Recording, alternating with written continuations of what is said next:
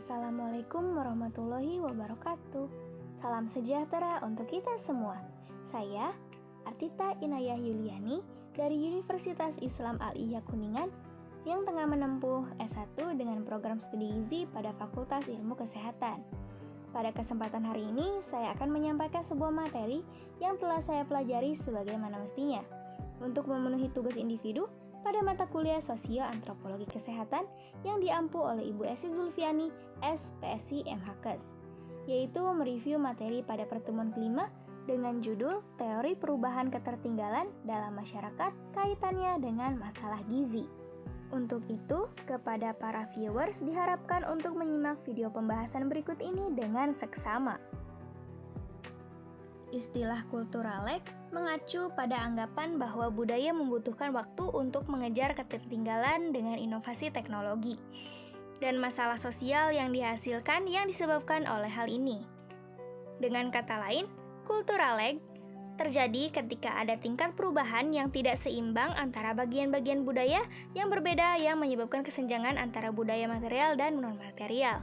Selanjutnya, kulturalek juga hanya berlaku pada ide ini saja, tetapi juga berkaitan dengan teori dan penjelasan. Kulturlek atau ketertinggalan budaya merupakan kondisi di mana salah satu komponen budaya tidak mampu menyesuaikan diri atau beradaptasi dengan komponen budaya lainnya yang sudah mengalami perubahan terlebih dahulu. Sebagai contoh, seseorang yang terbiasa merokok di sembarang tempat akan sulit untuk tidak merokok di tempat yang dilarang untuk merokok. Kota Jakarta mempunyai aturan tidak boleh merokok di tempat umum, dan apabila melanggar maka akan dikenai denda atau hukuman. Ketika orang yang biasa merokok sembarangan di tempat dan tidak bisa mematuhinya karena tidak terbiasa atau tidak mampu beradaptasi di Jakarta, maka akan terkena sanksi peraturan tersebut. Adapun ciri-ciri kulturalek yaitu tidak mengetahui informasi di zaman sekarang dan masih menggunakan kebudayaan dalam kehidupan sehari-harinya.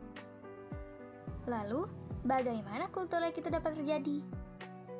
Nah, karena budaya masyarakat bisa berubah seiring waktu, baik itu dalam aspek material maupun non-material. Seringkali budaya material cenderung mengalami perubahan lebih cepat daripada aspek non-material. Ini membuat teknologi cenderung berkembang dalam masyarakat yang menyesuaikannya. Menurut Sosiologi Group, kulturlek terjadi ketika budaya non-material tidak mampu mengimbangi budaya material.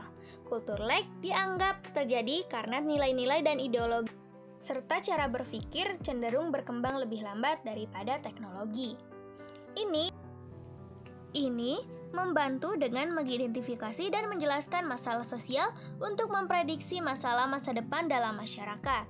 Istilah ini pertama kali diciptakan pada karya William F. Ogburn pada tahun 1922, yaitu perubahan sosial dengan menghormati budaya dan alam asli. Sebagaimana dijelaskan oleh James W. Woodward, ketika kondisi material berubah, terjadi perubahan dalam budaya adaptif. Tetapi perubahan dalam budaya adaptif ini tidak sinkron dengan perubahan dalam budaya material. Keterlambatan ini adalah lag budaya. Jika orang gagal menyesuaikan diri dengan perubahan lingkungan dan teknologi yang cepat, akan menyebabkan ketertinggalan atau kesenjangan antara budaya. Ini beresonansi dengan ide-ide determinisme teknologi, yang berarti bahwa teknologi menentukan perkembangan nilai-nilai budaya dan struktur sosial. Artinya, dapat mengandaikan bahwa teknologi memiliki efek independen pada masyarakat luas. Namun itu tidak selalu memberikan kualitas untuk teknologi.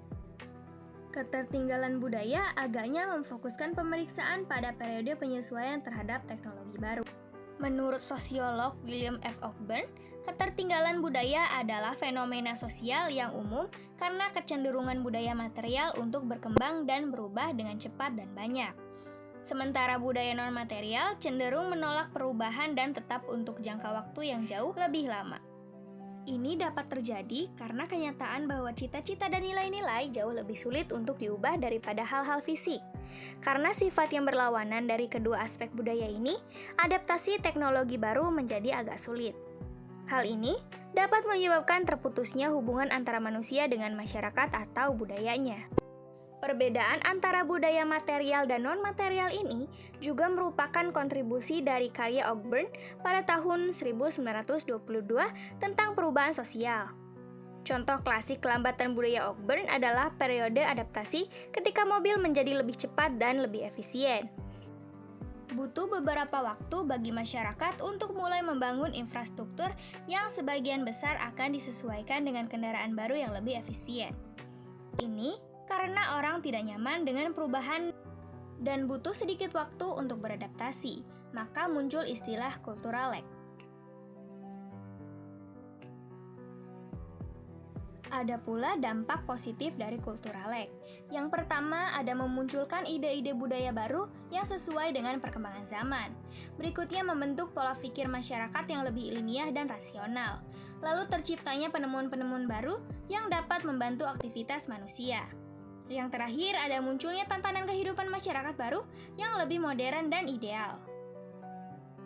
Selain dampak positif, ada pula dampak negatif dari cultural lag. Yang pertama ada tergesernya bentuk-bentuk budaya nasional oleh budaya asing yang terkadang tidak sesuai dengan kaidah budaya nasional. Berikutnya adanya beberapa kelompok masyarakat yang mengalami ketertinggalan kemajuan budaya dan kemajuan zaman, baik dari sisi pola pikir ataupun dari sisi pola kehidupan. Lalu ada munculnya bentuk-bentuk penyimpangan sosial baru yang semakin kompleks, kemudian lunturnya kaidah-kaidah atau norma-norma lama, misalnya lunturnya kesadaran bergotong royong dalam kehidupan masyarakat kota. Adapun contoh-contoh kultur lag dan dampaknya. Yang pertama, teknologi medis sebagai penunjang kehidupan. Dilansir dari tough.co, saat ini teknologi medis digunakan untuk menjaga agar tubuh manusia tetap berfungsi dalam jangka waktu yang panjang, setelah mereka dinyatakan meninggal. Dampak dari kemunculan teknologi ini yaitu adanya pertentangan antara etika tentang waktu kematian manusia dan siapa yang berhak menentukan kehidupan manusia. Berikutnya yang kedua ada penelitian dan terapi sel punca. Sel punca terbukti mampu menyembuhkan sejumlah penyakit, namun sel tersebut berasal dari janin yang belum lahir. Dampak dari hasil penelitian dan terapi sel punca tersebut yaitu terjadi kasus aborsi yang ilegal di beberapa negara bagian dan federal. Hal ini juga menciptakan konflik antara kemajuan medis, hukum, dan agama. Lalu ketiga ada vaksin kanker. Vaksin kanker sudah ada sejak abad ke-21. Dampak dari keberadaan vaksin ini yaitu beberapa pihak memberikannya pada usia pra-remaja. Sehingga di beberapa tempat banyak pihak yang mendorong anak-anak di bawah umur untuk melakukan aktivitas seksual. Hal ini membuat kemajuan medis telah melampaui pertimbangan budaya dan moral masyarakat. Dan yang keempat ada teknologi baru di masyarakat suku Baduy. Suku Baduy adalah suku yang tinggal di Jawa Barat Indonesia. Suku Baduy dikenal sebagai suku yang masih mempertahankan kebudayaan, adat, dan prinsipnya. Mereka menolak untuk menggunakan teknologi sebagai budaya material baru yang berasal dari luar. Konflik kelambatan budaya di suku Baduy berawal dari adanya pihak yang berniat menggunakan teknologi baru saat berdagang ke daerah perkotaan. Walau demikian, ternyata masih banyak awam yang sulit membedakan antara cultural lag dan cultural shock. Berikut adalah perbedaan antara cultural lag dan cultural shock. Dikutip dari Simon Fraser University dalam tajuk Stage and Symptom of Culture Shock, culture shock merupakan hal normal yang terjadi pada setiap orang ketika bertemu lingkungan yang tidak biasa. Di antara mereka yang mengalami ini, yang biasa beradaptasi akan bertahan di lingkungan barunya. Mereka akan bergembira dan memberikan kesan positif terhadap peristiwa perbedaan ini. Sedangkan mereka yang tidak akan mengalami kesulitan luar biasa. Bahkan kasus ini dapat memunculkan perasaan berupa kefrustasian, depresi, dan ketakutan terhadap sesuatu yang baru. Gejala yang dapat menggambarkan seseorang mengalami culture shock bisa terlihat ketika menjalankan kehidupan sehari-hari. Mereka akan mudah bosan, menarik diri dari lingkungan, merasa tidak memiliki kendali, mudah lelah, banyak memberikan komentar terhadap kebudayaan baru, selalu ingin pulang, dan parahnya menyebabkan depresi. Contoh yang bisa menggambarkan kejadian culture shock bisa dilihat siswa SMA baru lulus dan masuk dunia perkuliahan. Kampus yang identik dengan budaya dari berbagai kalangan masyarakat di seluruh Indonesia akan menyebabkan perbenturan budaya yang begitu banyak. Seseorang yang mengalami culture shock terlihat menarik diri dari interaksi sosial di kampus. Mereka cenderung lebih suka menyendiri dan mudah bosan berada di lingkungan barunya.